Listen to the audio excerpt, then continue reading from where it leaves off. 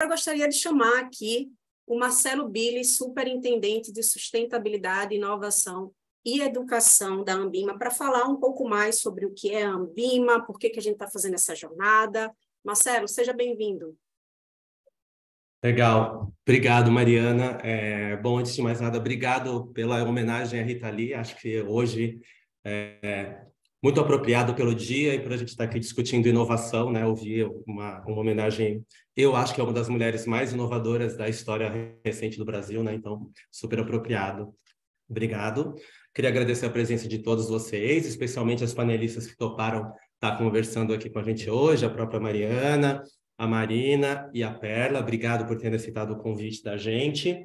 Bom, a Mariana me apresentou, né? Eu sou o superintendente que cuida desses 3 temas na Ambima, que são temas que a gente enxerga de uma maneira muito interconectada, né? Não dá mais para fazer inovação sem pensar em sustentabilidade, e não dá mais para pensar em sustentabilidade e inovação sem um suporte forte de atividades educacionais. Então, a gente pensa essas 3 agendas muito conectadas aqui na Ambima, né? E a nossa agenda de inovação, especialmente, a gente está fortalecendo muito desde do final do ano passado. E ainda só contando um pouquinho o contexto de por que a gente está fazendo isso, de por que vocês vão ver, né, muito esforço para discutir inovação e sustentabilidade esse ano. Todos os anos a nossa diretoria, e quando a gente está falando de diretoria na Ambima, né, explicar o bicho Ambima para vocês, a gente está falando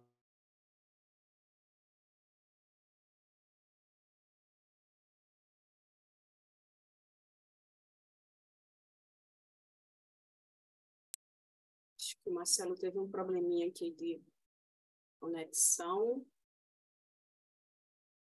Marcelo, você nos ouve? Acho que a gente perdeu o Billy, Mariana, mas eu vou puxar aqui um pouco da fala dele, porque, bom, a Ambima é uma associação, né, que representa empresas do setor financeiro, do mercado de capitais. E, bom, em planos, né, em planos anuais ou plurianuais, a gente faz ciclos de planejamento. No finalzinho de 2022, né, foi identificado ali pelo time da diretoria que a gente precisava de um suporte, né, de um esforço adicional para olhar as frentes tanto de sustentabilidade quanto de inovação, né, tendo educação como um pano de fundo para levar todo esse conhecimento para todo mundo. Então, o esforço, né, que a gente vem fazendo agora, nessa jornada de inovação aberta, né, e num projeto que a gente começa a colocar de pé, e logo, logo a gente vai falar um pouco mais sobre isso, é a rede Ambima de inovação, né, o que a gente busca é criar um espaço para discussão, né, criar um espaço de suporte, né, para que todo o setor financeiro, para que todo o mercado de capitais consiga se conectar a essa discussão, entendendo que é uma pauta que é necessária, uma pauta que é urgente, né, e que ela precisa fazer parte do dia a dia, né. Eu acho que a gente vem observando, né, um aumento importante das discussões sobre as agendas de inovação, as agendas de sustentabilidade, né, e como isso chega no dia a dia das empresas. Eu acho que o que a Ambima está fazendo agora é assumindo um pouco do seu papel, né, como representante setorial, buscando trazer essa discussão para a parte do dia a dia. Então, essa jornada é um caminho para isso, né? Essa jornada é um momento onde a gente, né, está tentando, de alguma forma, conhecer um pouco mais esse ambiente, né, conhecendo o espaço, tentando abrir um caminho para a discussão, onde a gente traz boas práticas, a gente busca, né, um pouquinho do conhecimento de quem já está um pouquinho lá na frente, quem já trilhou esse caminho antes que a maior parte dos associados, né, tenta criar uma discussão, lembrando que é um caminho que não é só para associados, né? A discussão aqui é aberta, qualquer pessoa, sendo associado ou não da Ambima, pode, né, entrar, participar e se conectar a essa conversa. E com isso, o que a gente quer, de fato, é criar um grande espaço para discussão, para diálogo, para prototipação de soluções, né, para busca de caminhos e, acima de tudo, para troca de experiências, né? O que a gente quer é apresentar né, um pouquinho de todo esse aprendizado que foi feito por essas organizações como um atalho para quem está querendo chegar nesse caminho e evoluir. Tá? Então, eu queria passar aqui a palavra de volta para vocês e a gente seguir com o evento. Obrigado, Mariana. Luiz, voltei aqui, Oi, desculpa, Billy, pessoal, desculpa, meu cara. computador. Imagina, que bom que o Luiz estava aí. Só complementando, não sei se você falou da rede, Luiz, que eu acho que é uma convidar todos vocês. A gente vai lançar daqui a pouquinho a rede Ambima de Inovação, que é uma rede para todo mundo do ecossistema participar. Não sei se você já tinha falado, Luiz, eu acompanhei metade do que você falou. Então, primeiro, desculpem, aconteceu alguma coisa aqui que eu caí, mas ainda bem que o Luiz estava aí para contar um pouquinho para vocês o que a gente está fazendo. Vamos lá. Mariana, por favor. Obrigada, Marcelo. Super importante essa representação de uma associação preocupada em trazer inovação, não como terceirizando essa responsabilidade, sim trazendo para si, né? Não necessariamente apenas cobrando que seus associados saibam um pouco mais e entendam um pouco mais sobre esse assunto.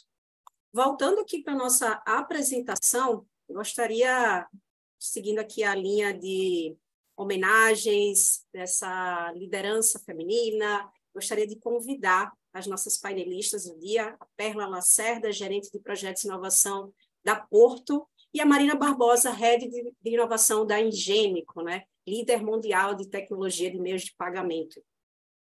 Sejam bem-vindas. Gostaria, por favor, que vocês se apresentassem, falassem um pouco da trajetória, como vocês vieram parar nesse mundo de inovação, tá? E falar um pouquinho também sobre a corporação de vocês. Perla, por favor.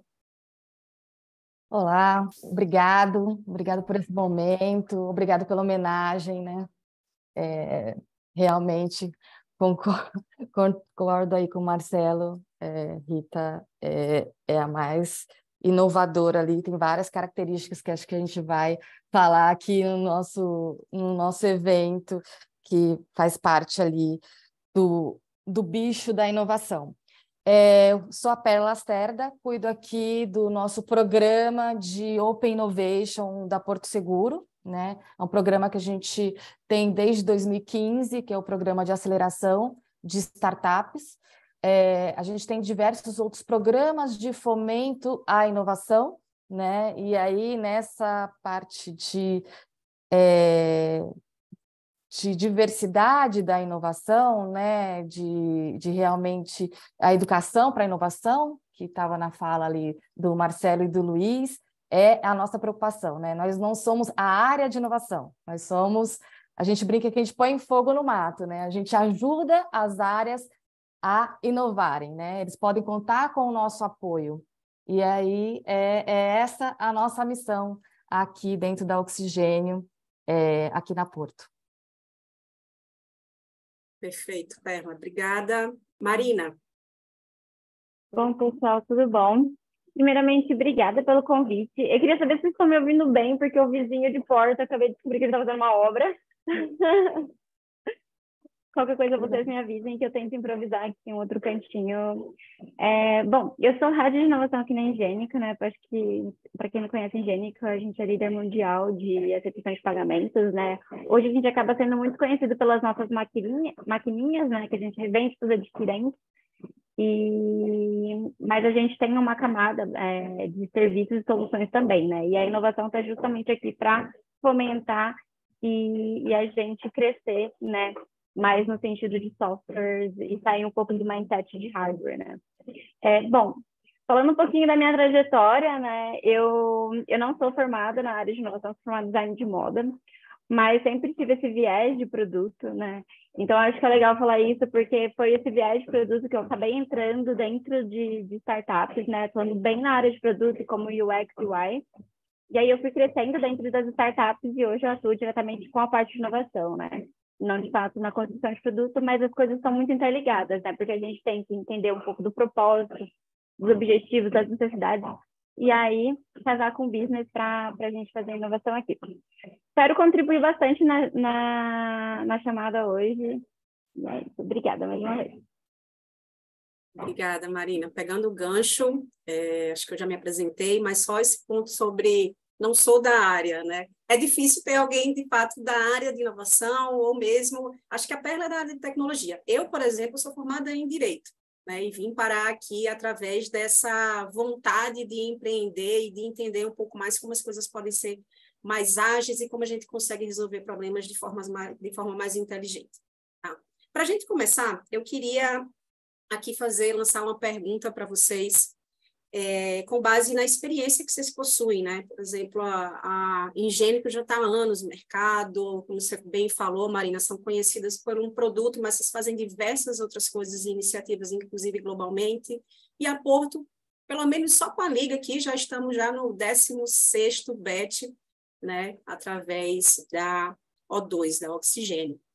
Como identificar qual é o modelo de trabalho que se enquadra melhor né, no contexto da sua empresa, nesse relacionamento com a startup.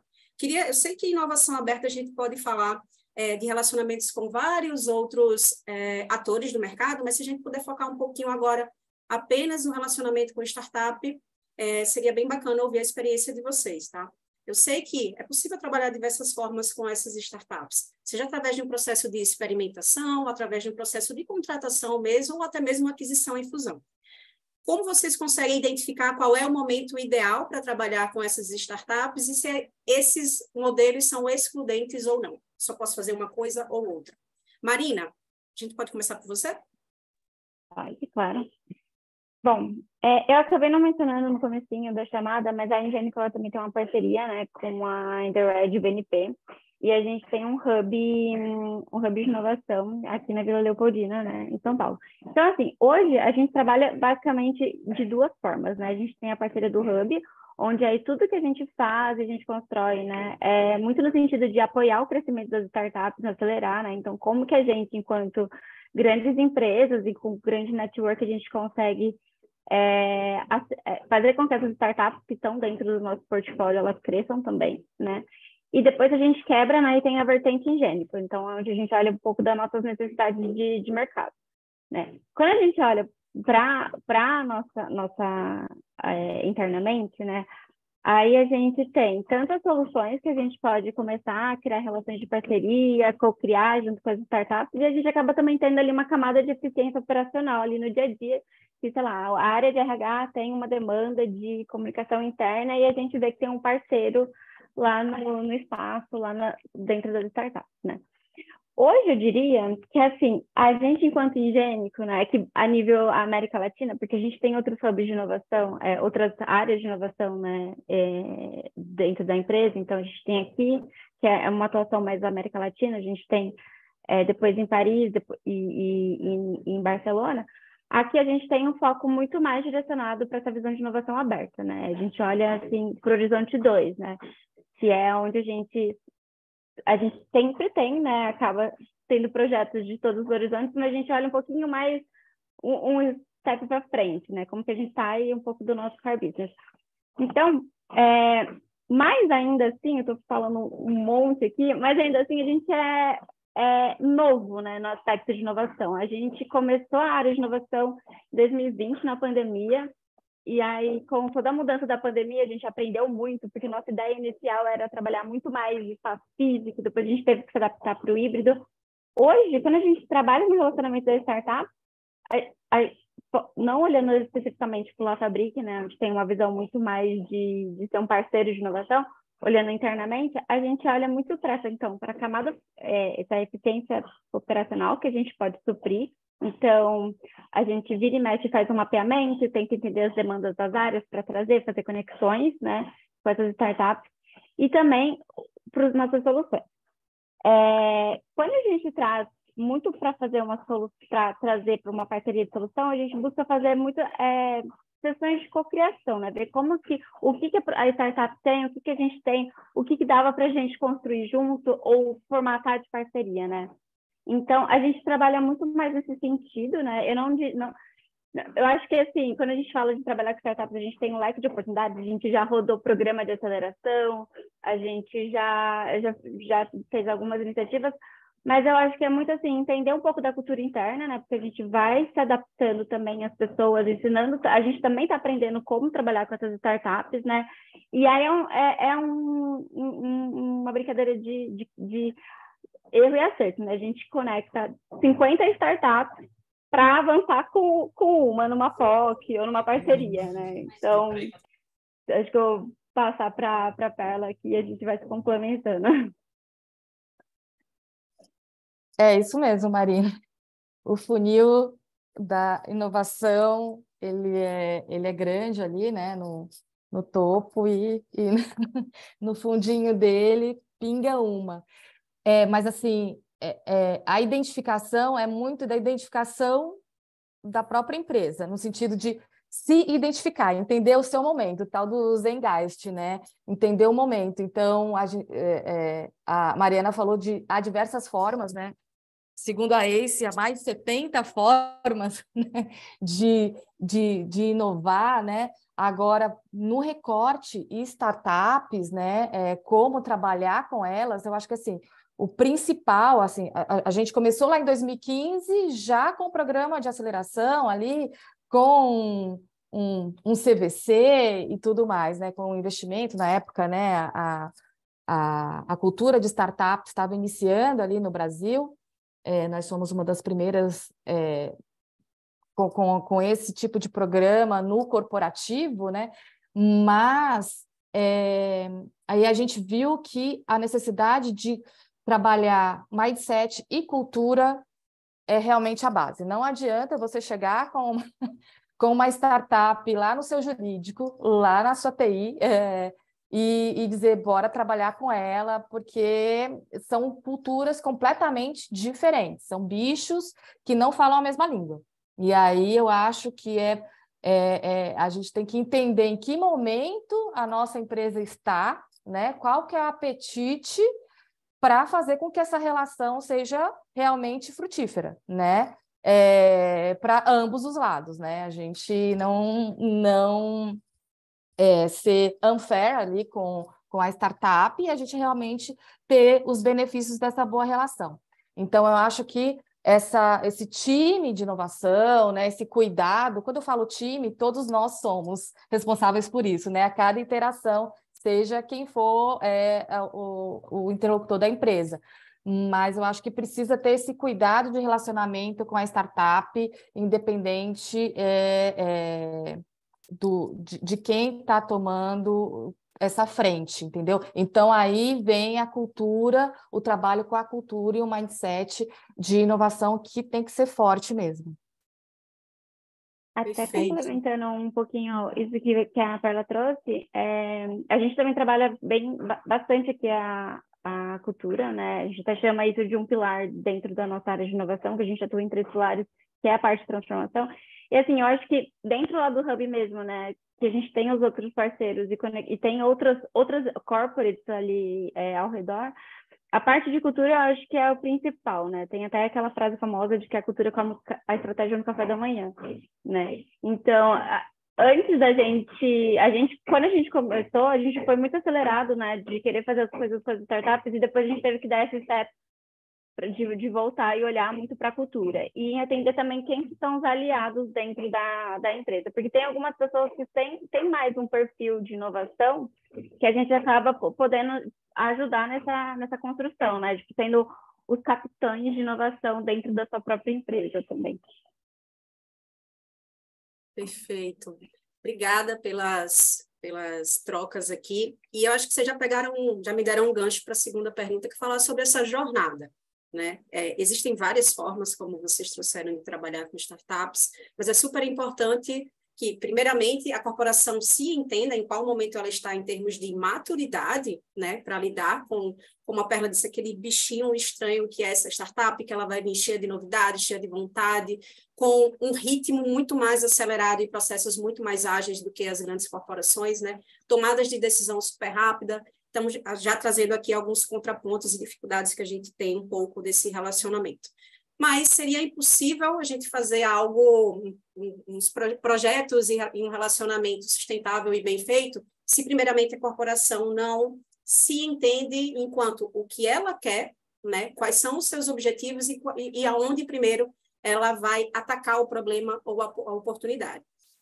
Então, queria entender essa jornada, né? Vocês falaram aqui que a Ingênico, por exemplo, quis lá já colocar a mão na massa e identificou que, peraí, eu preciso primeiramente trabalhar cultura, eu preciso primeiro identificar quais são as áreas mais propensas a realizar inovação aberta. A Perla já trouxe que não, a Porto ela vem seguindo esse movimento, na verdade, enquanto Brasil, né, desde o início, de construir essa jornada junto com o ecossistema. Então, ao meu ver, trazendo um pouco da experiência aqui da Liga, não adianta a gente ter ou tentar ter processos super estruturados já de cara para se relacionar com startups, ter um ótimo scouting, uma ótima busca por essas startups, se primeiramente a gente não tem desafios muito bem definidos, né? Então, identificar o que é estratégico para a empresa Às vezes você tem um desafio que ele pode trazer um retorno sobre investimento absurdo. Só que quando a gente vai ver, ele esbarra, por exemplo, no que é prioridade para aquele ano ou para aquele ciclo da empresa, e por isso ele é despriorizado. Outro ponto que vocês trouxeram é sobre cultura. Não adianta ter todas as outras etapas super bem feitas, ter grana para trabalhar com inovação aberta, se no primeiro momento as pessoas nem sabem o que é startup. Então, eu queria entender de vocês como foi essa construção. A Ingênico é mais recente, né? Esse movimento de trabalhar com inovação aberta. A Porto já é, vamos dizer assim, super veterana. Então, queria entender como vocês construíram, de fato, a área de inovação e qual era o objetivo da inovação aberta na corporação de vocês. Como é que vocês traçaram essa jornada, esse roadmap?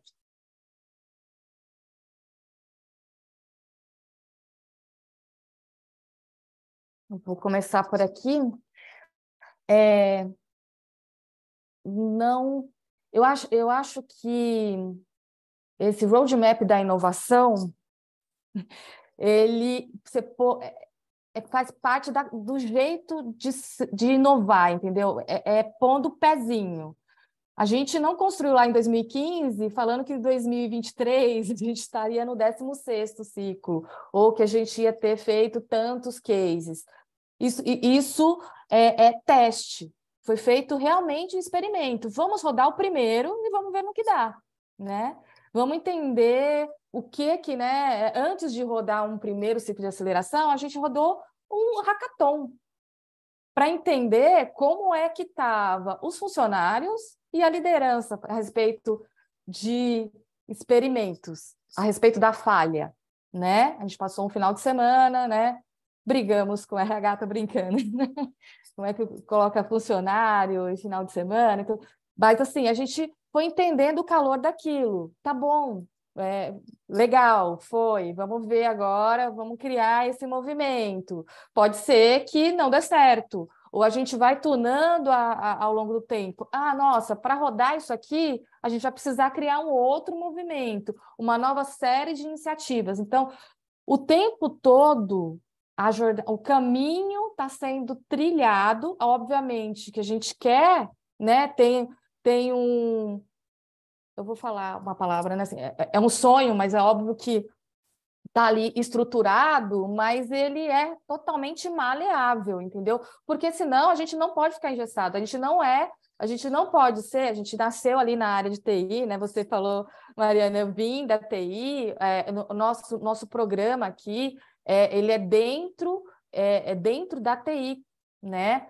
A forma da TI ser proativa, né? E poder ajudar ali os negócios realmente a prosperarem, né? A ter novas fontes de receita, novos tipos de negócio, né? E tudo mais. Então, é o jeito da gente ajudar. Então, a gente nasceu de uma iniciativa de uma TI propositiva, né? Não é de sustentação e tudo mais. Então, a gente já nasceu nesse formato. Vamos fazer algo diferente. E assim, a gente vai criando todas as outras trilhas, entendendo o tempo todo dessa jornada. A gente precisa estar com a escuta aberta e não ser apegado, né? A gente pode destruir aquele movimento porque não faz mais sentido, né? E dali, então, assim, não ter apego e tá todo o tempo escutando todo mundo. Quando eu falo todo mundo, a gente não está falando só de um comitê ou de um C-level, realmente todo mundo, né? O chão de fábrica, o C-level, e está ali fazendo realmente a ponte entre tudo isso. E aí a gente vai entendendo o espírito, né?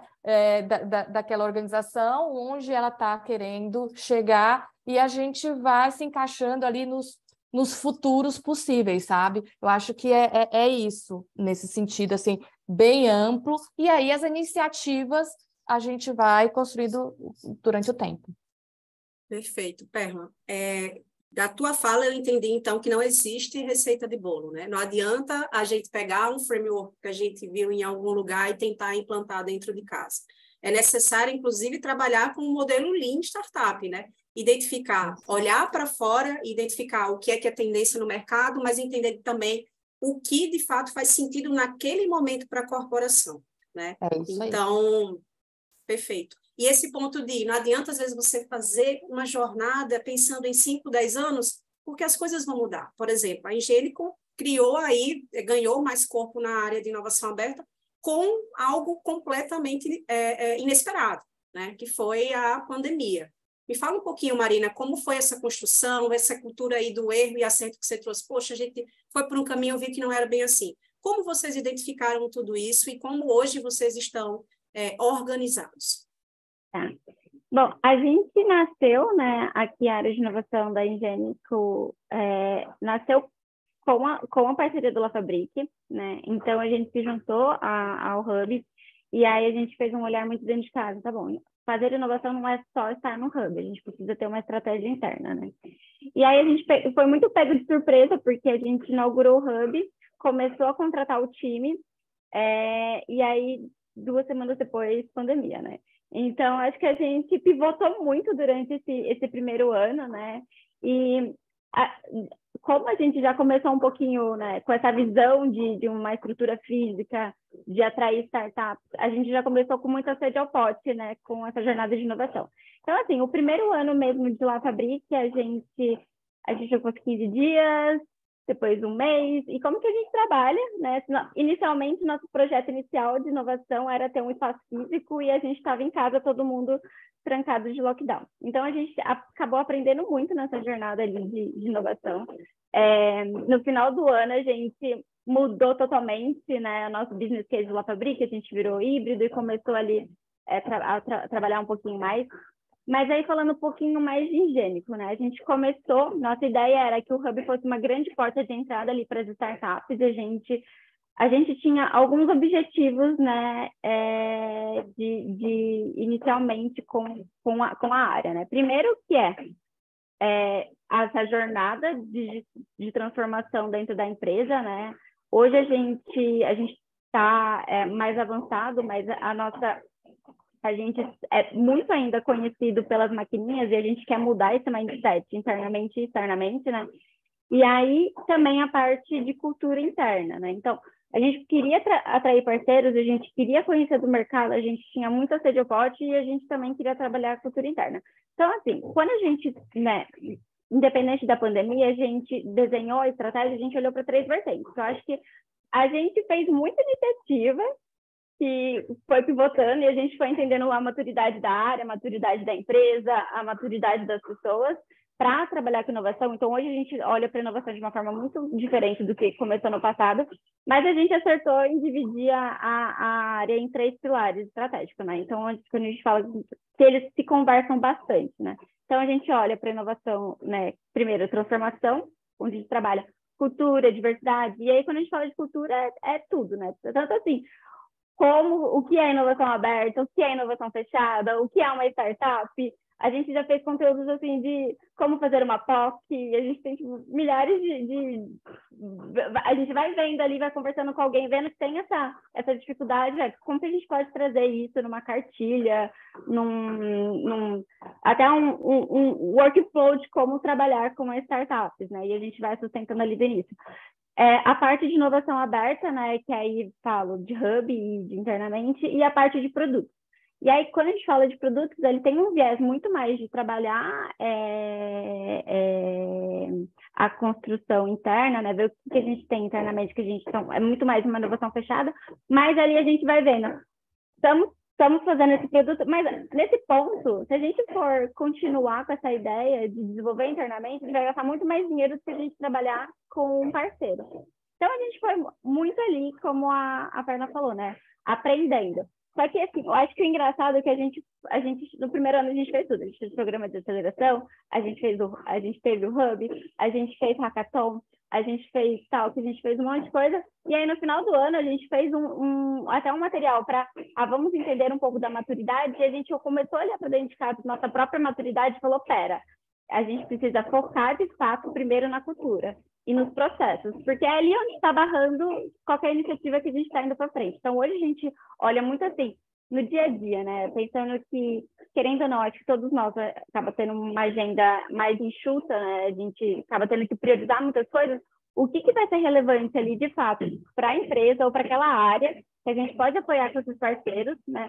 E aí vai pegando ali o gancho, né? Então, estou aprendendo aqui, como que eu posso melhorar esse processo? Hoje mesmo a gente está desenvolvendo um projeto onde a gente viu que a gente tem que ter um modelo padrão de legal para startup, porque não funciona igual funciona com outro tipo de empresa. Então a gente foi muito ali aprendendo também um pouco, mas eu acho que a parte processual, né, interna, que é onde a coisa engargala, e a cultura, para a gente conseguir mostrar os valores, né? Como que realmente a inovação aberta pode acelerar, acho que é o principal ali bloco, né? De onde a gente acaba travando e onde a gente tem que trabalhar um pouquinho mais. Perfeito. Obrigada pelas contribuições. Bom, a gente está aqui com um público super focado no setor financeiro, né? No setor financeiro. E vocês foram convidadas exatamente também por essa experiência aí no segmento. A Porto, por exemplo, através do Porto Bank, né? Inclusive agora no último BET veio trabalhando alguns desafios nessa área financeira. Eu queria entender de vocês, dentro do escopo de projetos e desafios mapeados na área financeira de cada corporação, quais foram os principais benefícios que vocês tiveram nesse relacionamento com startup? Então, se vocês puderem trazer aqui, expor algum case interessante, e também os principais gargalos e dificuldades. A gente sabe que é um segmento super regulamentado, né? Existem várias dificuldades, por exemplo, quando a gente fala de compartilhamento de dados para a gente realizar um projeto ali numa etapa de experimentação. Então, queria entender, e também existem muitos termos técnicos que a área de inovação normalmente não consegue dar vazão sozinho, né, no relacionamento com essa startup. Então, é necessário envolver pessoas da área, de fato, desafiante. Quais são os principais benefícios que vocês enxergam nesse relacionamento de, muitas vezes, trazer conhecimento e tecnologia de fora para resolver uma dor, muitas vezes interna ou não, e os principais gargalos e dificuldades nesse processo? E aí, se a gente puder focar um pouquinho na etapa lá de experimentação, de realização de provas de conceito, seria bem legal ouvir a experiência de vocês. Perla, fala um pouquinho da Porto Bank, enfim, o que é que você identifica aí de algum case ou anti-case que você gostaria de compartilhar? Eu acho que, assim, na trilha da inovação ali, né, a maior parte, como eu vou falar assim, as pessoas elas já estão acostumadas dentro de um banco ou do sistema financeiro a receber soluções. Tudo é fintech, né? O tempo todo eles estão sendo tocados por novas tecnologias, novas informações, concorrentes. Então, é uma área muito quente. Aí, quando você fala que é regulamentada, ela é super regulamentada. Mas aqui dentro do meu portfólio, saúde é muito mais, entendeu? Então, quando ele vem chorar, ele tem que chorar menos, porque, assim, é uma regulamentação, mas é uma regulamentação madura, né? É madura, o nosso sistema financeiro é um dos mais maduros do mundo, então, assim, é super conhecido e ele é mais popular, por exemplo, do que uma regulação da área de saúde, sabe? Então, dentro do hub de inovação, ele não é tão complexo como outras áreas são, tá? Mas, assim, trazendo aqui para o nosso cases e tudo mais, o que a gente difere, que a gente dá valor ali, o que eles nos trazem de volta, essa realmente lance, Mariana, da experimentação. É o poder experimentar aqui em um banco, obviamente, em qualquer organização é doído, né? A falha, a possibilidade de uma falha, né?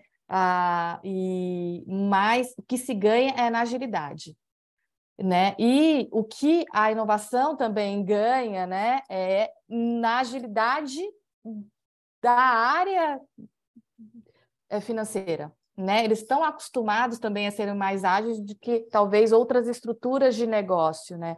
E, né, pelo próprio movimento do mercado que eles atuam. Então, isso facilita demais aqui dentro do meu portfólio de aceleradas e de outros programas que eu tenho aqui, que como garagem, como funil, que são outras formas de experimentação, né? Com outras jornadas ali, é muito mais produtivo. Então, cola muito mais, os experimentos saem mais azeitados, né? Eu não vou falar que tem melhores resultados, mas é mais fluido, tá? Então, assim, e eles agradecem demais porque assim, a gente apresenta, né, aquilo tudo já linkado e eles são bem propensos a novidades. Me apresenta o fator uau, né? O que a gente pode ali apresentar. Quando eu falo apresento, é justamente no que a Marina falou ali, no movimento da cultura e do mindset, esses encontros, gerar essas oportunidades, dessas conexões não óbvias, é o que traz o valor. Caraca, não é possível. Estou sentado dentro desse problema há 10 anos, a gente escutou isso, né? Ontem. E eu não tinha pensado por esse viés, e é um viés não óbvio. E que a gente está ali sempre com a escuta aberta, né? E não tão apegado ali pelo fator de sermos, né? Com essa característica de inovação ali, né? Mais mudável, o porquê não, o what if. E aí a gente apresenta, né? A gente, putz, olha isso, faz todo sentido, Mariana, não faz?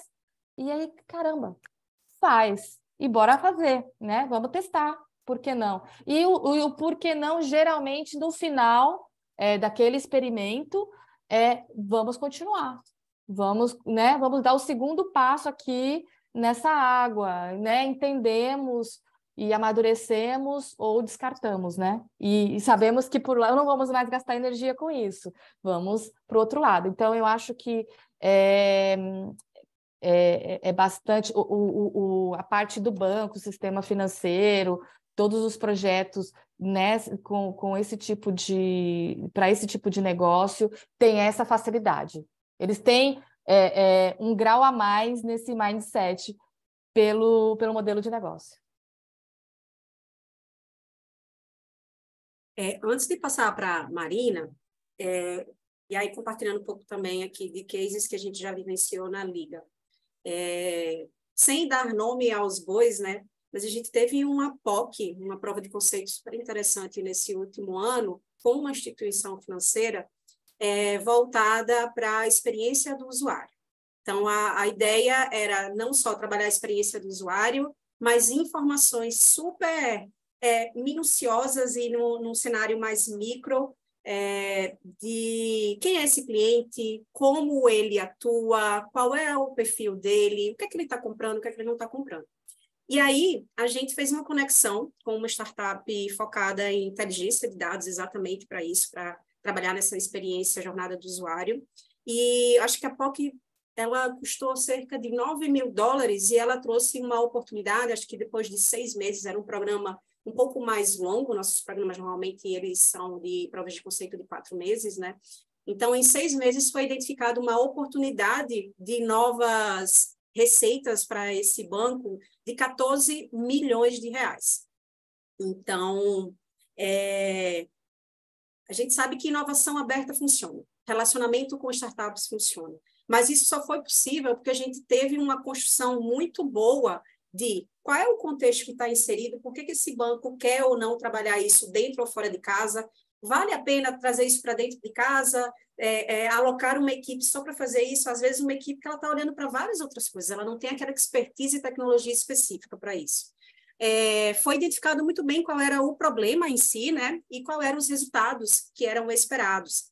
E para isso, a gente também teve ali no meio do caminho o envolvimento de todas as áreas necessárias, como, por exemplo, o jurídico, que vocês já falaram aqui, que às vezes é um ponto ali de fricção, e também o setor de compras. Afinal, essa startup, em algum momento, ela precisa estar dentro do ecossistema da corporação como um fornecedor, apesar de não ser um fornecedor comum.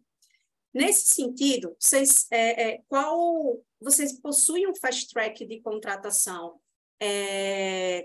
azeitado para relacionamentos com startups, ou vocês utilizam um modelo padrão?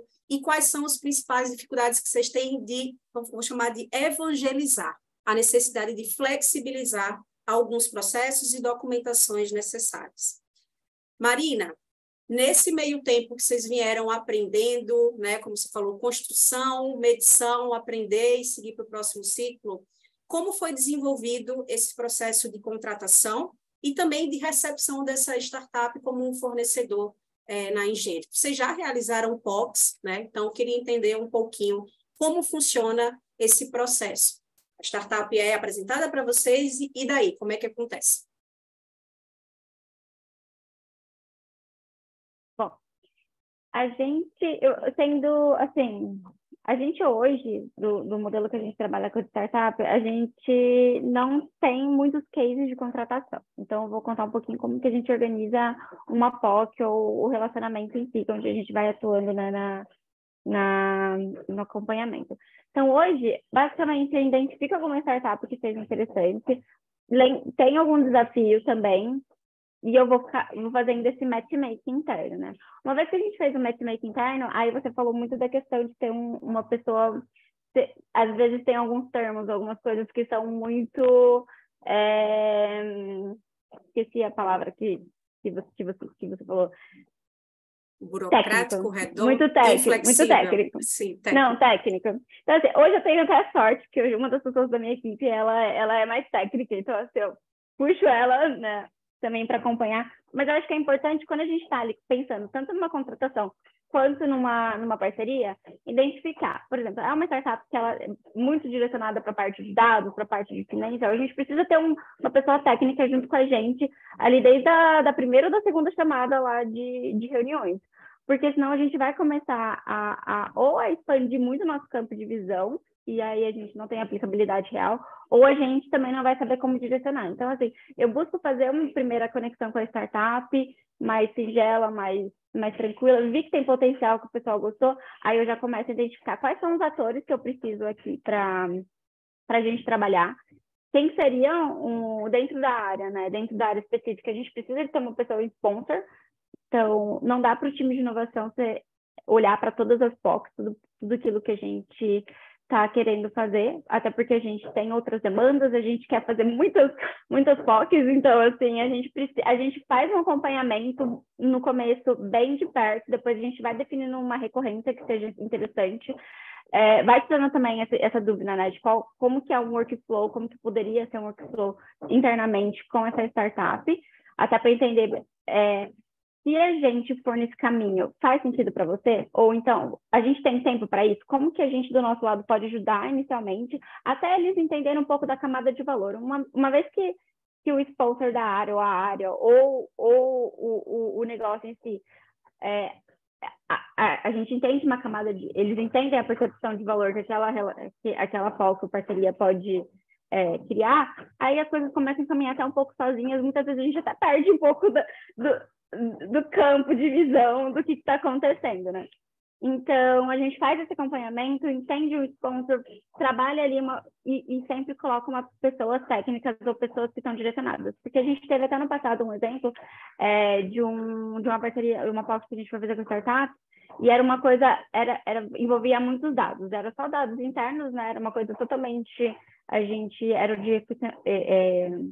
um projeto de eficiência operacional, mas na hora que chegou na parte de dados, a gente viu que a gente não tinha envolvido a IT desde o começo. E para conseguir convencer a IT de liberar uma base de dados antiga só para teste, a gente teve que basicamente voltar. Então, assim, exige muito da gente, exige muito da startup, então acho que é interessante fazer esse mapeamento desde o começo, né? Quem pode ser, porque aí você vai construindo, tanto entendendo um pouco dos processos, né? Entendendo também um pouco de quem são os atores que podem ali participar dessa construção. E aí, falando de flexibilidade, assim, eu acho que a gente tem um benefício muito grande que nós, né, enquanto a gente pode ser um pouquinho inicial no sentido de inovação, mas a gente tem uma sede muito grande de aprender internamente, assim, tá dentro da nossa cultura. Então, as pessoas, elas estão bem abertas a construir, e a gente conseguiu também ter um pouco de autonomia para tropicalizar muitas coisas aqui. Então, como a gente, se a gente fosse depender, né, por ser uma empresa global, se a gente fosse depender muito de ter muitos alinhamentos externos para desenvolver algo na região, as coisas seriam mais lentas. Então, a gente tem esse benefício enquanto de cultura, né, interna, eu diria, mas eu acho que o quanto mais você puder entender qual que é um processo de ter essa relação com a startup, seja de contratação, seja de parceria, e entender os gargalos será que a gente, aqui no Ligo, a gente consegue fazer um processo que seja mais rápido para inovação? Ou será que aqui a gente consegue, nessa etapa, a gente consegue uma aprovação mais local? Então, assim, entender esses gargalos, a gente consegue ter um pouquinho mais de flexibilidade e agilidade ali no nosso dia a dia, que é onde a gente acaba também, né, tendo alguns bloqueios. Mas, assim, eu acho que, principalmente falando de grandes corporações, né, acho que a gente tem uma certa barreira interna de processual que faz parte do dia a dia. Então, assim, também, hoje em dia, eu deixo muito claro isso também para startup, que trabalhar com corporate também a gente vai fazer uma reunião, talvez a gente faça uma segunda reunião falando a mesma coisa. Então, assim, tem que ter um pouquinho de disponibilidade dos dois lados, e eu acho que quando a gente olha para esse relacionamento de startup, eu acho que é legal falar também, que eu sempre, quando vou trazer uma startup para dentro de casa, eu também olho um pouco do perfil do empreendedor que está do outro lado. Se a pessoa também vai ter essa maturidade para trabalhar com uma corporate, porque a gente já tentou ali no passado, e não só a gente enquanto hub e os parceiros, trazer startups que eles tinham uma visão muito diferente de negócio da gente. Então, assim, acaba gerando até e a gente entende esse posicionamento do startupeiro, porque ele tem, como se diz, ele tem um time reduzido, ele tem pouco dinheiro, ele está querendo crescer. Então, assim, a gente também tem que entender um pouco do perfil da área que a gente vai conectar com a startup que a gente quer conectar, porque às vezes o projeto é super legal, mas a área tem uma cultura diferente, tem áreas que são mais propícias à inovação, o outro lado também tem uma visão mais acelerada, então acho que é legal também alinhar as expectativas desde o começo, assim, com todos os envolvidos. Acho que eu falei demais, gente. Ótimo ponto, Marina. Esse último ponto que você trouxe sobre sessões, né? Não é apenas a corporação que tem que se adaptar ao modelo ali mais flexível da startup, mas a startup também precisa entender as amarras, né? Algumas burocracias que são necessárias, muitas vezes, da própria corporação. Que muitas vezes é difícil, de fato, de quebrar algumas barreiras, como tomadas de decisão em escala, em hierarquia, né? Por exemplo, você precisa muitas vezes para uma aprovação de um orçamento ou para uma liberação de determinadas informações, ativar o global. Imagina o tempo que isso demanda. Muitas vezes, a prova de conceito e experimentação não está, por exemplo, elencada numa esteira com um grau de prioridade 10, né? Talvez ele esteja ali entre o 4 e o 5. Além do que a gente sabe também do conceito da ambidestria das corporações, né? Elas precisam fazer o que tem que ser feito, seguir o que está ali, o que de fato hoje garante a sustentabilidade da corporação, mas também olhar mais à frente, senão elas serão engolidas por outros players do mercado. Então, esse ponto é super importante, e ter um gestor de projeto, ter uma pessoa que entende essa diferença de mentalidade é super importante, para também trazer o empreendedor para dentro e falar, calma, que às vezes as coisas aqui vão demorar um pouco mais, mas tudo isso é necessário para a gente sair do outro lado. Perla. E aí, se eu puder complementar, porque eu acho que no final, claro, tudo também é um pouco de relacionamento, né? Então, quando eu falei, né, que a gente também tem que alinhar um pouquinho da expectativa de fora, mas quanto mais a gente vai rodando projetos e vai fazendo também coisas internas, a gente acaba também criando esse mindset de cultura de inovação. Então, coisas que a gente faz assim, que a gente fez que é legal, ter mentores internos de startups do Hub. Então, uma vez que um mentor internamente, ele faz uma mentoria com uma startup e vê que o universo é totalmente oposto do nosso. Então, hoje em dia, eu sou uma startup de agronegócio. Vi que tem oportunidade em tech e eu vou lá e mudo. Assim, que às vezes as startups elas mudam um modelo de negócio, sei lá, um ano, e eles vão também se conectando com esse universo, eles acabam também sendo um pouco mais ágeis dentro de casa. Então, a gente também busca sempre fazer essa conexão de eventos onde a gente pode trazer pessoas, às vezes não diretamente da área que tem relação com inovação ou que estão relacionadas ao cliente. Então, uma pessoa de compras, uma pessoa para estar próximo da startup, para também entender um pouco do contexto, para na hora que a gente fazer ali um match, eles também já terem uma visão, legal, eu acho que trabalhar com startup é diferente de trabalhar com fornecedor, então tem que ser um pouquinho mais rápido aqui também no meu dia a dia. Desculpa.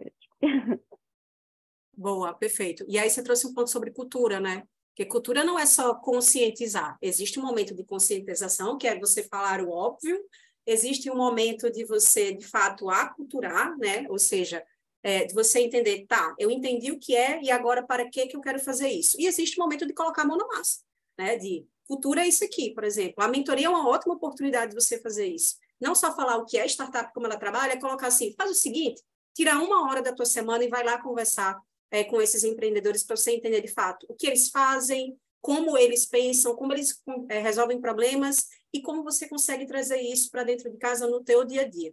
Tem um exemplo super bacana, antes de passar aqui para a Perla sobre isso, foi aqui a gente chama de madrinhas e padrinhos, os nossos mentores. Os madrinhas e padrinhos nos projetos, eles podem ser tanto o dono da dor do desafio, como também pode ser aquela pessoa que vai mentorar, de fato, aquela mentoria padrão, 1 hora ali, com base em trocas de experiência sobre determinada expertise. E aí teve um padrinho, que era a primeira vez que ele estava participando de um programa de inovação aberta, se encantou com esse modelo de trabalho e ele era gerente de uma equipe. O que é que ele fez no team building dele, depois de trocar aqui essas experiências com os empreendedores? Ele fez uma postagem, até marcou a liga, disse, estou saindo do escritório e levei o meu time para fazer um team building, eu acho que era naqueles lugares de parede de escalagem, sabe, de escalada, e disse que foi um sucesso, as pessoas super se integraram, conheceram um pouco mais. Então, ele trouxe inovação para o dia a dia dele com base em algo que não tinha nada a ver. Era um projeto sobre roteirização de equipes externas. Então, assim, esse é o real sentido da cultura na prática, né? Perla, queria entender um pouquinho, acho que a Marina trouxe um pouco sobre benefícios, queria ouvir um pouquinho sobre principais dificuldades e gargalos que você tem. Eu imagino que escolher de fato quem vai ser esse padrinho, orçamento, processos internos podem ser alguns problemas, mas eu queria te ouvir se você tem algum caso real aqui para nos trazer, inclusive os famosos e famigerados anticorpos da inovação, né? Muitas vezes eles aparecem no meio do caminho. Aparecem, mas a gente tem que cuidar deles e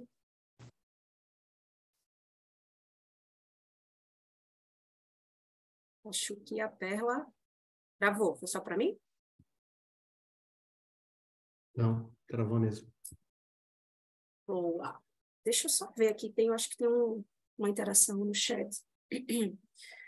Gabriel Macedo, enquanto a Perla volta. Já ia perguntar exemplos de mudança de cultura que servem para diminuir as barreiras e resistências à inovação e gerar novos early adopters.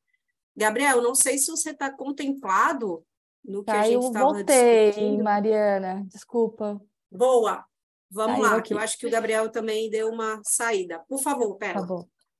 Então, a gente trata dos anticorpos com carinho, porque eles podem ser nossos fiéis promotores depois, né? Porque realmente eles ficaram incomodados com alguma coisa e depois descobriram um valor ali.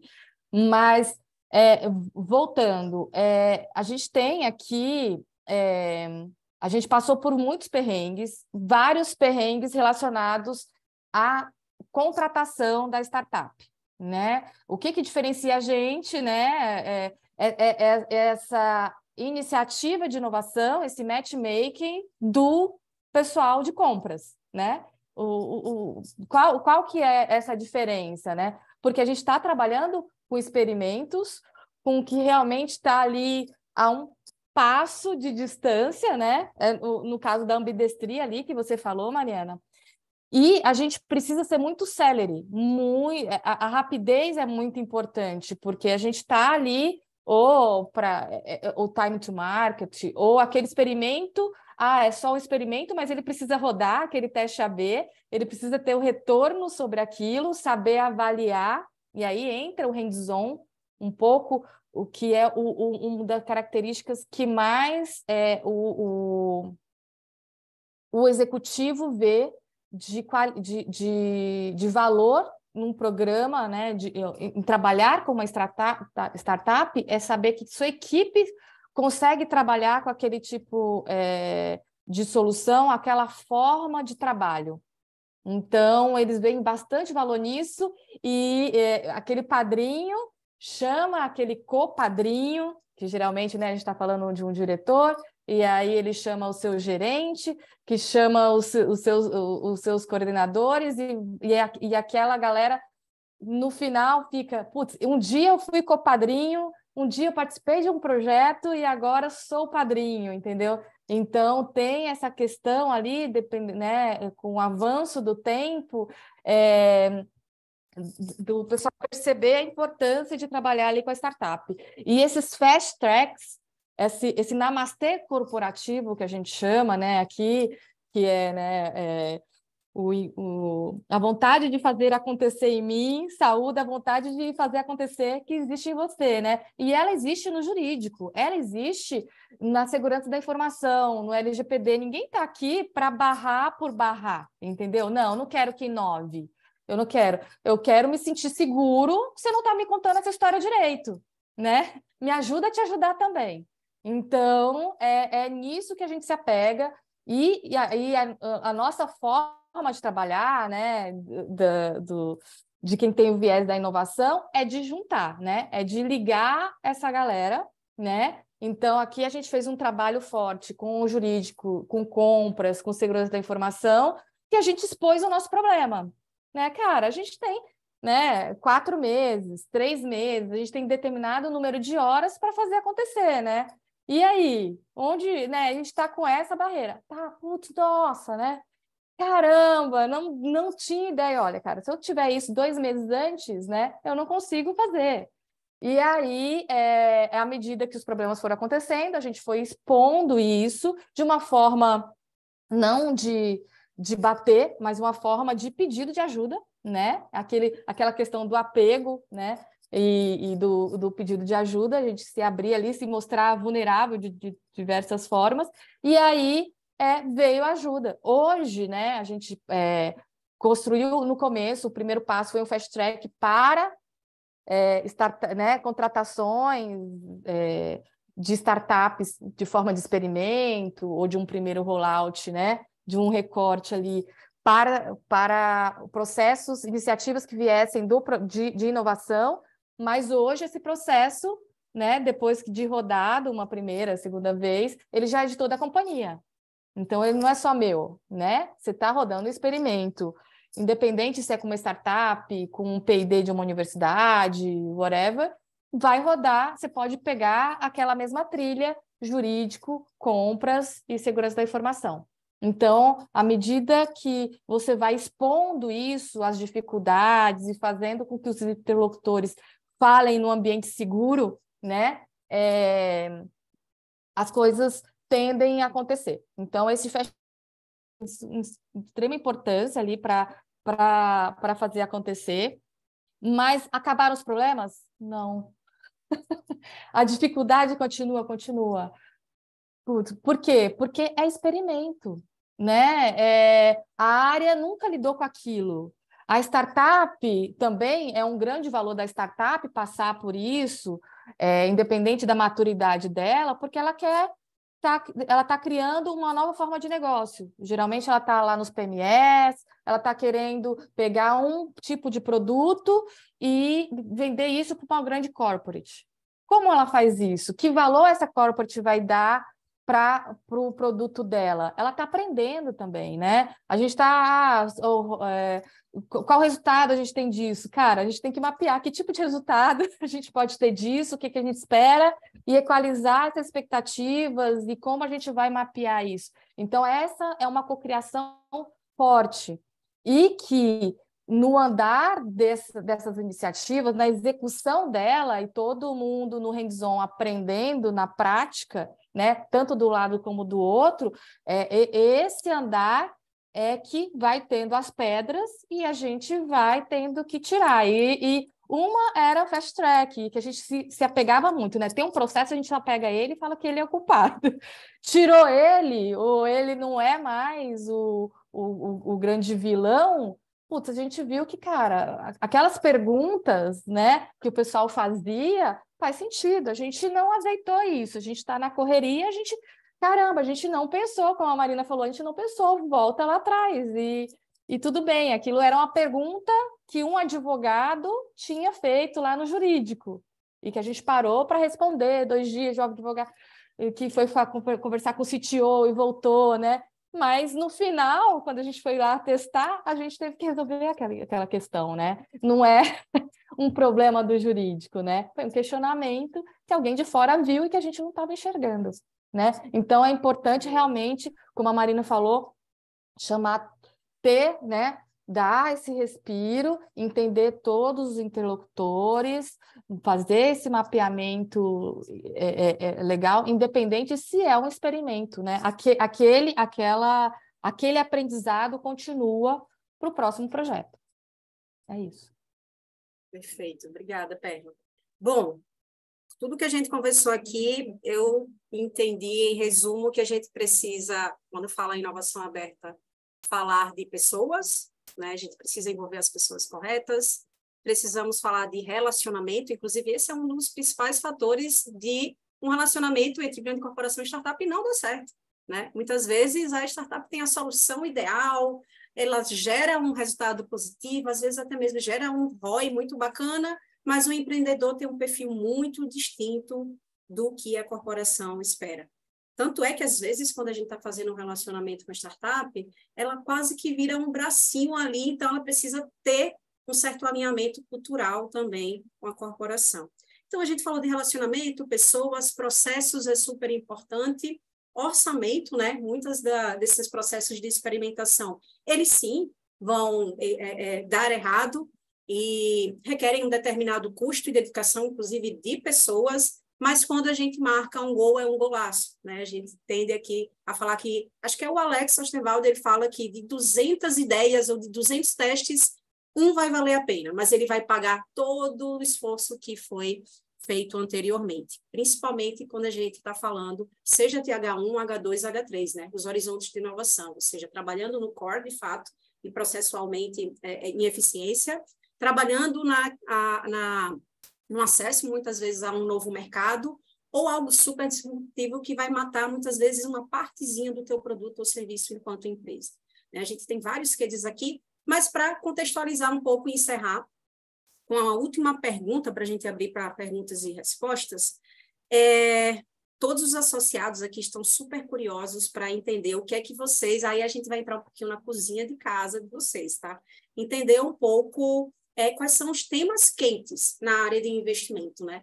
Existem várias tecnologias que estão em alta, e existem diversos temas, então, desde falar em metaverso na área de investimento, sucesso de cliente, como trabalhar dados de forma assertiva para identificar o melhor investimento para um determinado perfil de cliente, até mesmo em eficiência no processo de back-office ou análise preditiva, tanto para sucesso do cliente, mas também para gerar novos produtos em investimento.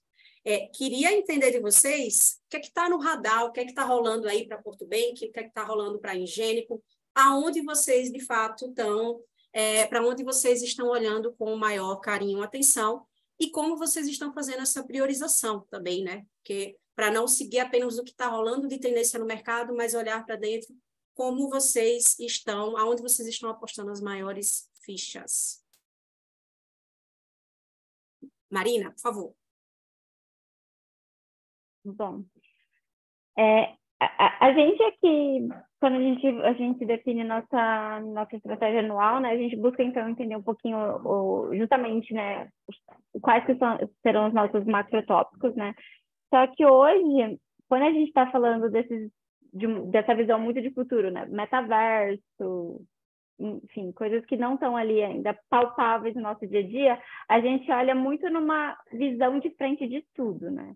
Então, o que a gente está olhando bastante, né, que é mais palpável no nosso dia a dia, é a questão do data science. Então, a gente até tem projetos internos de data science que começou desde eficiência operacional, agora a gente já evoluiu um pouquinho mais para entender, né, o que seria interessante a nível de mercado, né? E aí, falando de macro tendências, né, de coisas maiores, a gente olha muito, então, para metaverso e para essa questão das criptos, né? Mas sendo mais palpável, a gente trabalha no campo mais de dados, né? Dados e o que está... Como a gente ainda tem nossas soluções, né? Nossos parceiros, eles estão muito mais direcionados para a parte, né, de experiência física. O que está acontecendo de inovação no mundo físico ou de comportamento dos consumidores que a gente pode atrair para dentro de casa? Então, seriam nossos principais, assim, focos, sendo um pouco mais palpável, né? E depois olhando para futuros, assim, na camada de metaverso, indústria 4.0, né? E criptomoeda. Não sei se eu fui muito direto ao ponto, né? Não, perfeito. Obrigada, Marina.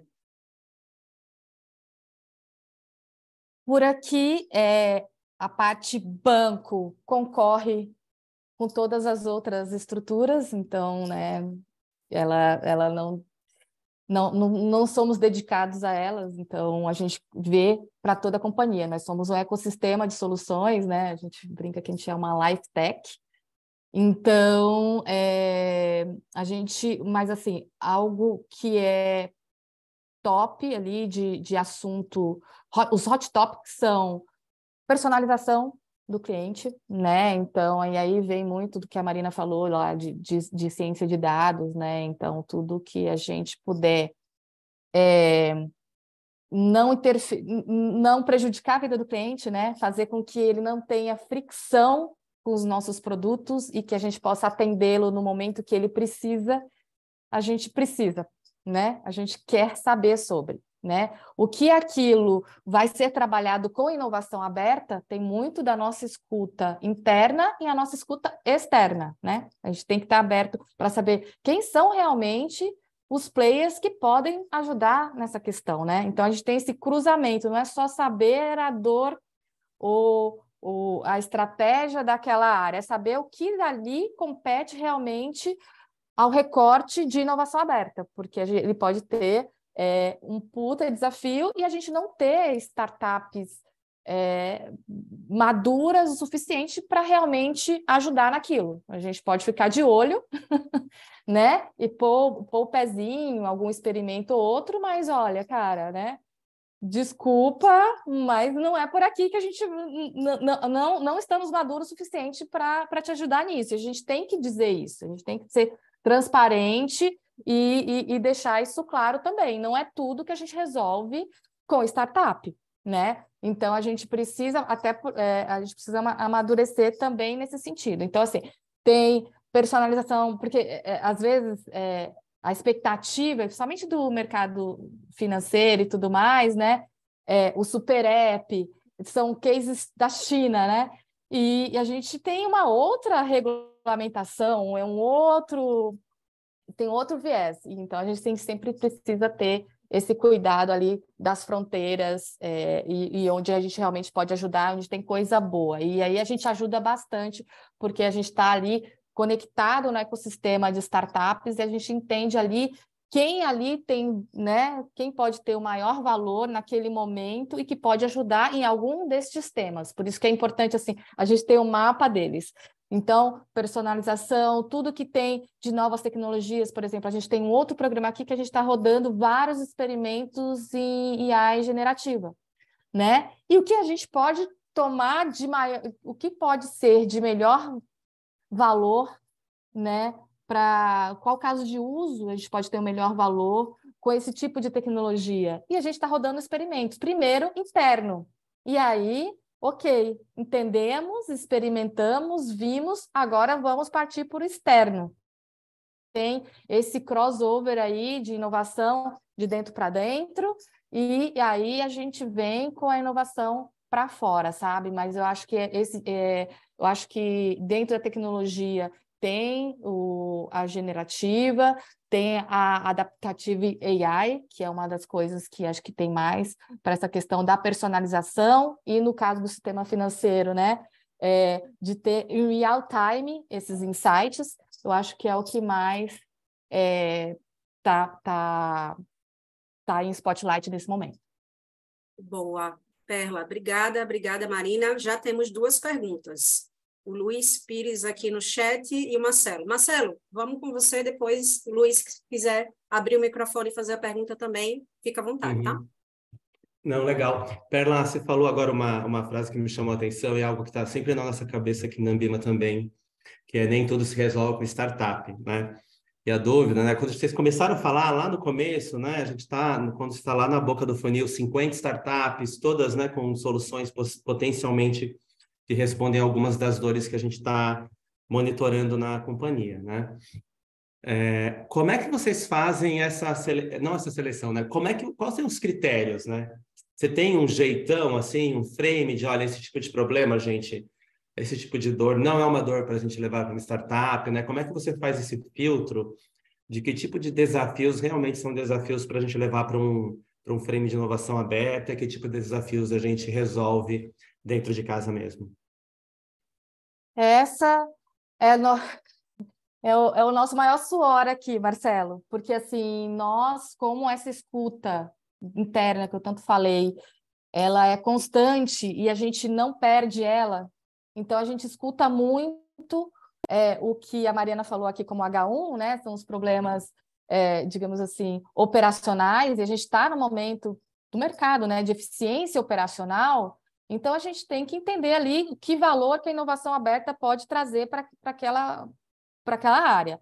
Então, a gente divide muito a bola aqui com o que é de TI, né? E aí a gente vai para a TI e fala, cara, você tá precisando de ajuda, né? As TI, você está precisando de ajuda, porque, cara, tá todo mundo vindo atrás de soluções que são facilmente resolvidas por um RPA, né? Por soluções que não precisam necessariamente de uma startup, né? O seu parceiro de tecnologia, o seu parceiro do marketing pode resolver isso, né? Mas aí a gente ajuda na questão de inovação, a gente ajuda essas áreas a se falarem. E no final, a gente escolhe ali quem realmente vai trazer melhor valor daquilo, né? Então tem sim soluções de H1 que a gente pega, Marcelo, e fala, cara, bora lá, é isso que a gente tem para hoje, porque não vai dar conta de outra forma. A gente precisa ajudá-lo e estamos todos juntos nisso. Óbvio que aqui, como inovação, como P&D, a gente quer sempre novas fontes de receitas, né? Receitas adjacentes, está querendo sempre pôr o H2 e o H3, que aí mas também a gente não resolve com o fornecedor normal, né? A gente vai precisar ali de um projeto em rede, corporação com corporação, né? Quando a gente está falando de saúde, né? A gente tem essa jornada do saúde, onde a operadora de saúde é um, né? O hospitalar é outro, o laboratório é outro, então um projeto em rede cai muito bem. E também pode ser chamado de inovação aberta, e a startup está ali como um veículo, né, de fast track mesmo, para aquele tipo de experimento e solução, entendeu? Então, como eu divido esse portfólio, é o tempo todo entendendo ali o calor que se precisa daquilo, né? Onde se quer colocar aquilo. Se eu estou falando que eu quero virar a chave de uma coisa super grande e a expectativa, né, daquilo é que em 6 meses esteja rodando para 3 milhões de pessoas, a gente precisa setar a expectativa. A startup, uma série de startups podem fazer parte de uma jornada, mas ele tem um produto, né, escalável de risco tecnológico. Isso é uma startup, né? Então, ele é usado de forma pontual. Então, eu não posso também fazer isso com a startup. Cara, de uma hora para outra, você vai quintuplicar a sua produção e ela também não vai conseguir atender. Então, vou estar atrapalhando. Então, o tempo todo, a gente está tendo que diagnosticar aquele desafio e entendendo realmente, não tem uma bala de prata. Esse framework, ele é realmente o tempo todo conversado, entendeu? Mas é isso, sabe, Marcelo? Mas é o tempo todo a gente tem que estar fazendo esse tipo de decisão. Vai para lá, vai para cá. E a maior parte e de maior sucesso é o cara coloca um ovo em cada caixinha. Então, a gente está com um desafio agora de uma área, é um desafio quente, assim, que a gente realmente está com várias ações de inovação, né? E ele está rodando vários testes, é teste A, B, C, D. E aí ele está vendo muito valor nisso. Um aprendizado complementa o outro. Está com um desafio numa universidade, está com inovação aberta, está com um projeto interno e nenhum se compete, só se agrega, entendeu? É isso. Boa. Contemplado, Marcelo? Super contemplado, obrigado. Obrigada. Bom, o Luiz fez uma pergunta aqui. Deixa. Mariana, eu posso mudar minha pergunta? Porque acho que Claro. a provocação do Billy, a resposta da Perla me trouxeram uma reflexão importante. Tinha uma pergunta aqui que é quanto que eles estão investindo, né? Quanto que elas investem de tempo, de esforço, né? Tentando resolver as dores do dia a dia, né? Ou tentando criar negócios disruptivos e olhando lá, porque acho que a minha pergunta, eu queria modificá-la no sentido do seguinte: é muito sedutor, né? E aí eu quero usar essa última fala da Perla, né? De buscar novos modelos de negócio, novas fontes de receita, é buscar o novo. Isso é muito legal, cara. Muito legal. Assim, não é legal a gente mudar o dia a dia, porque de repente o dia a dia está ali, é fácil, é mais tranquilo, é muito sedutor a gente olhar lá para frente. Agora, se a gente só olha lá para frente, a gente não resolve o dia a dia e a gente não abre caminho para poder mudar lá na frente. Como é que vocês estão equilibrando? Acho que a Perla trouxe uma fala, a gente ouve sempre, né? Mas como é que vocês conseguem equilibrar e fugir desse risco que eu acho que todo mundo de alguma forma acaba vivendo, de só olhar para o futuro e não atender o presente, ou do contrário, né? Você acaba sendo sufocado pelo presente sem tempo de olhar para o futuro, porque eu acho que cair nesses dois lugares é um risco muito importante, né? A Perla trouxe muito ali da fala de a gente ouve sempre a organização e acaba, né, tentando dar uma equilibrada nisso. Como é que vocês equilibram isso junto com, né, com a governança das empresas? Como é que vocês equilibram isso junto com as áreas? Porque as áreas vão te pedir, né? De repente, uma área que está lá escondidinha, você fala, pô, eu preciso de um apoio, de uma solução também. Você fala, cara, agora eu não posso porque eu estou olhando para o futuro, né? Como é que vocês gerenciam essa expectativa, essa ansiedade dentro da organização? Acho que esse é um desafio que talvez seja bem importante da gente explorar um pouco aqui. Aqui, primeiro, quem paga são eles. Então, a gente já tem um gate aí muito importante.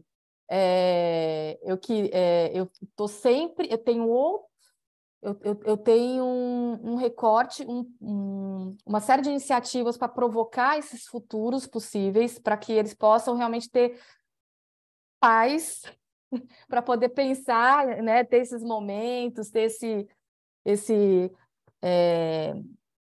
pousar aqui para poder pensar e tudo mais. Então, a gente faz isso muito com essa parte de cultura e mindset, e esses momentos de fala entre eles, de exposição ao novo, para a gente poder ir inspirando e fazendo as conexões. Cara, é possível. Você viu um case super disruptivo de fora, de outro mercado e de outra forma de produto, e a gente faz esse link com o agora, e aí a gente vai sempre fazendo essas provocações em todas as iterações que a gente tem por ele, por isso que é uma escuta, mas está sempre, o tempo todo, a gente fazendo esse ping para ver se tem retorno, né? E aí, em algum momento, isso cola, e aí ele fala, putz, agora é a hora, bora pôr o pezinho lá e bora experimentar. Quando fala bora experimentar,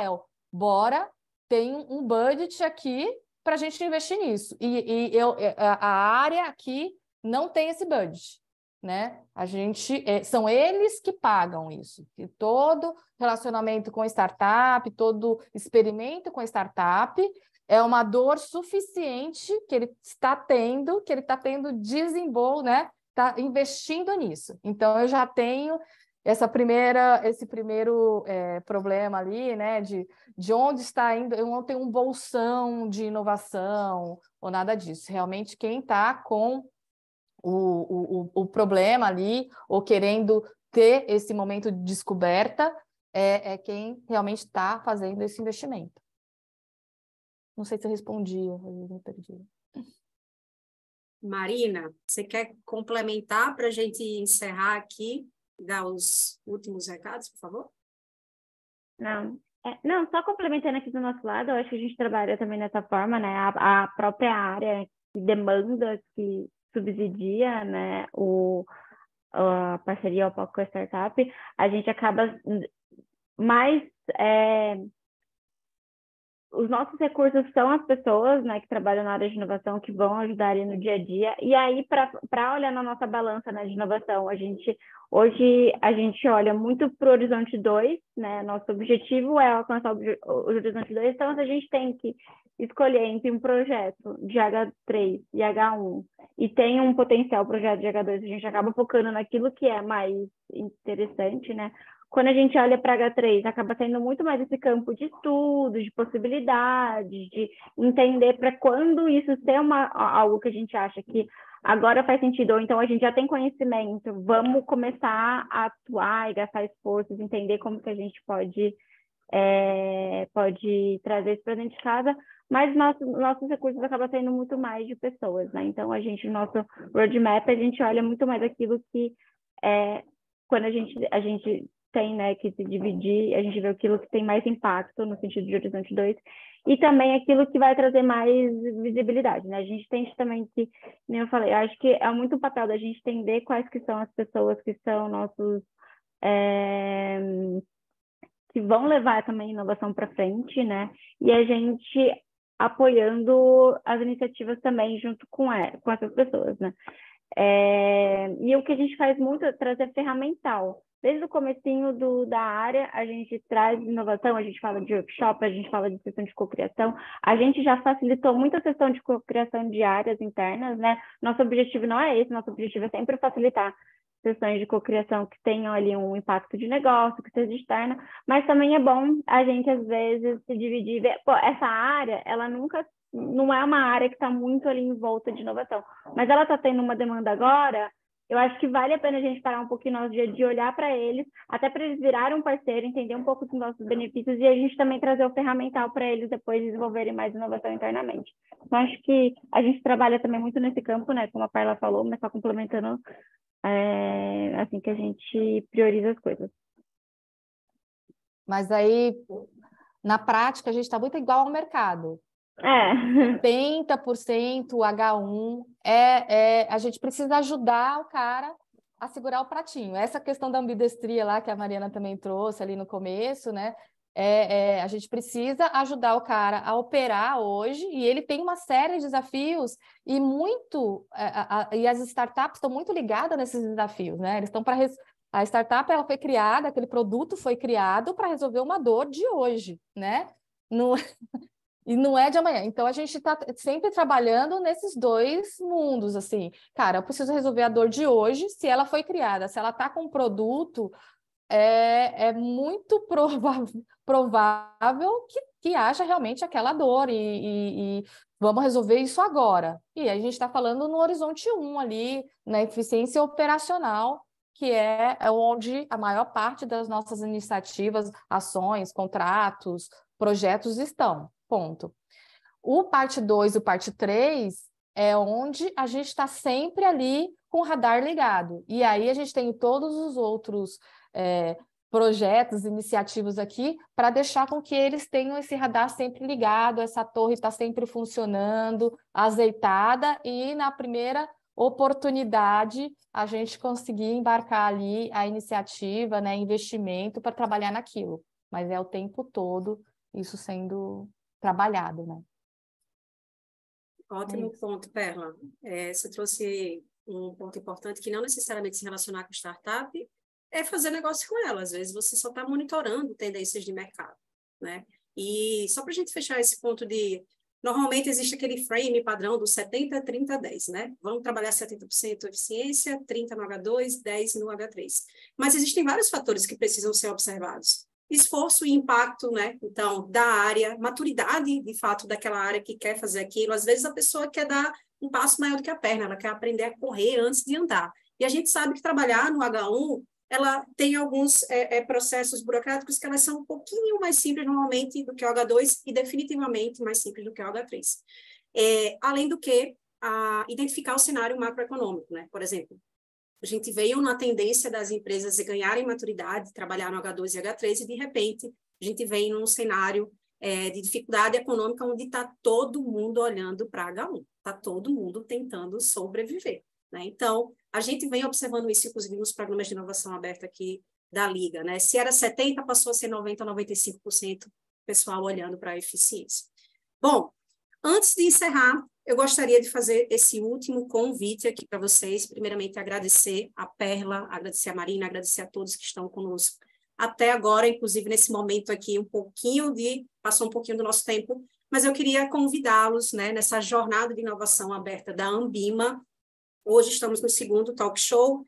Teremos a apresentação de startups no Pitch Day, né, no dia 30/5, final do mês, apresentando soluções de assessoria financeira, de investimentos e comunicação com o cliente. Então, associados que tenham interesse nesse tema, é só apontar a câmera aqui para ter maiores informações e se inscrever. E assim continua, né, essa jornada. Teremos no dia 14/6 aqui outro showcase falando de cultura de inovação, que a gente acabou entrando um pouquinho nesse tema, como fomentar isso na sua empresa, e depois mais um Pitch Day de inteligência artificial para aplicações de atividade de mercado, focando aqui em blockchain e ambientes digitais. A nossa grande Raquel, lançou aqui uma pesquisa para vocês, é super importante ouvi-los, entender como a gente pode melhorar e como foi esse papo para vocês. Eu espero que tenha sido super proveitoso, tá? E é isso, ficamos por aqui.